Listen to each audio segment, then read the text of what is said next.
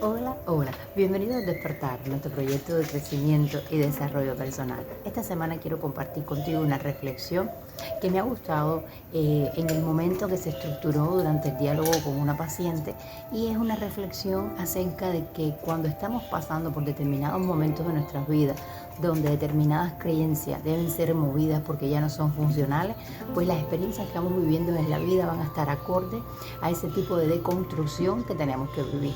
Entonces, si estás interesado, como siempre te digo, quédate que ya comenzamos. Lo que sucede es que durante varias consultas, el punto en común con estos pacientes durante la semana han sido exactamente la adversidad que están viviendo, o la crisis o el conflicto o una situación determinada, y cómo esa adversidad nos invita a tomar determinadas posturas, pero sobre todo a deconstruir creencias que hasta ese momento entendíamos como funcionales. Entonces, hoy les quiero hablar acerca de exactamente de esto. Cuando entramos en un conflicto, a mis pacientes que se hagan la pregunta: ¿por qué consideramos que una situación es un conflicto? ¿Por qué consideramos que una situación viene a desestructurarnos? ¿O por qué consideramos que una situación es mala o buena?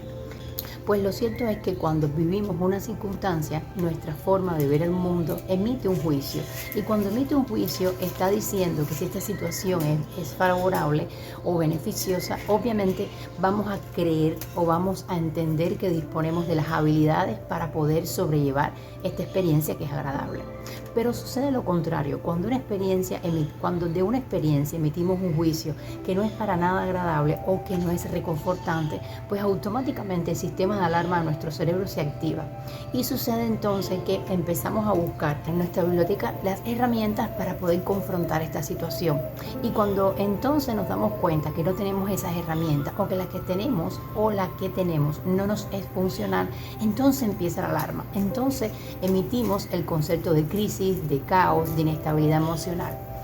¿Qué es lo que sucede? En la medida en que esa alarma sea lo suficientemente intensa, así va a ser de intenso o digamos profundo. La única manera que tenemos de reestructurar un pensamiento que no nos es funcional tiene que ser con experiencias, o son con experiencias que nos llevan exactamente a sentarnos y a reflexionar y a mirar hacia adentro y a tener en cuenta cuáles son las habilidades que tenemos para resolver esto, cuáles son los patrones de conducta que anteriormente nos eran funcionales y que dentro de esta situación no lo son. Y son precisamente esas crisis o el desorden que se vivencia en el caos los que nos generan experiencias nuevas, y a partir de ellas estructurar nuevas creencias para exactamente tener esas habilidades durante la crisis. Pero las crisis también son una invitación a que colarse en nuestro mundo, y es precisamente por eso que se le acompaña una crisis, un estado emocional que nos desborda, porque su único objetivo es iniciar el proceso de expansión de conciencia, donde la invitación es a desestructurar todo aquello arcaico y viejo que salga de nuestra mente, que salga de nuestras vidas, y se instauren nuevas creencias. Hay una frase de Einstein muy aleccionadora y que tiene que ver con esto, y la cito: una mente que se abre a una idea nueva jamás regresa a su tamaño original. Lo primero es la interpretación que le doy a la situación. Lo segundo es la lectura emocional que le doy. Y lo tercero es la creencia que puedo tener para ser resolutivo o no en esta crisis. Y estas son tres áreas en las que vamos a estar desarrollando durante este video.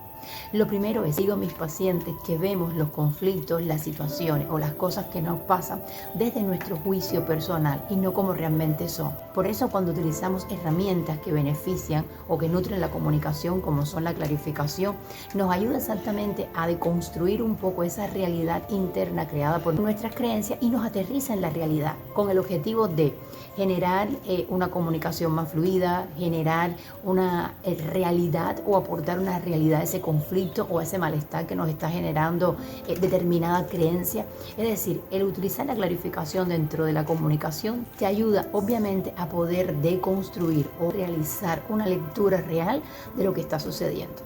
Lo segundo es el estado emocional. Es casi inherente que tengamos una situación determinada con la lectura que hagamos determinada, y que una emoción determinada o varias emociones nos surjan. Los pensamientos son ideas, van a ser una invitación a generar un estado emocional. Pues exactamente esa lectura que le damos a los pensamientos va a invitar a que aparezcan las emociones que podamos experimentar en nuestro cuerpo, y a partir de ahí le hacemos una lectura exactamente a ese evento o esa circunstancia que estamos viviendo. Entonces sería un gasto de energía ineficiente el enojarnos por tener emociones determinadas, y que lo más práctico sería, dentro de esta crisis o dentro de esta circunstancia, es hacer una lectura de las emociones que tengo, poder discernir cuáles son las emociones y qué relación tienen esas emociones reales con ese contexto real, cuando se ha utilizado dentro de la comunicación la clarificación, cuando se ha usado el feedback positivo, cuando se ha usado también determinados recursos dentro de la comunicación que ayudan exactamente a aterrizar la realidad de ese contexto, que nuestra mente, en un estado emocional de alarma, pues genera determinados escenarios que muchas veces, o en un por ciento muy elevado, no son reales. Y el otro aspecto importante dentro de la crisis a tener en cuenta es qué patrones, repito yo, dentro de la crisis emocional que estoy viviendo, o qué patrones me invita esta crisis emocional a deconstruir. Y puede ser que dentro de esta crisis sea una invitación a utilizar determinadas habilidades sociales, como son la escucha activa, como son la comprensión.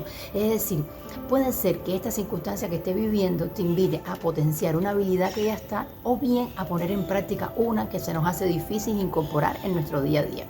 Exactamente durante este mes, el Despertar lanzó un reto que se llama el Reto de la Mariposa. Te invito a que por Instagram y por TikTok vayas y lo revises, y ya estamos por la segunda semana. Así que si estás interesado en mejorar o potenciar tus habilidades sociales, te invito entonces a que sigas con nosotros el Reto de la Mariposa. Entonces, retomando lo que estábamos hablando, cuando ponemos en práctica entonces esas habilidades sociales con el objetivo de nutrir los vínculos interpersonales que tenemos, pues exactamente esas crisis se hacen más llevaderas. ¿Más llevadera en qué sentido? Pues yo identifico cuáles son las habilidades que tengo, cuáles son las potencialidades que le puedo aportar a esas habilidades, pero sobre todo, qué practicidad me dan estas habilidades durante una crisis.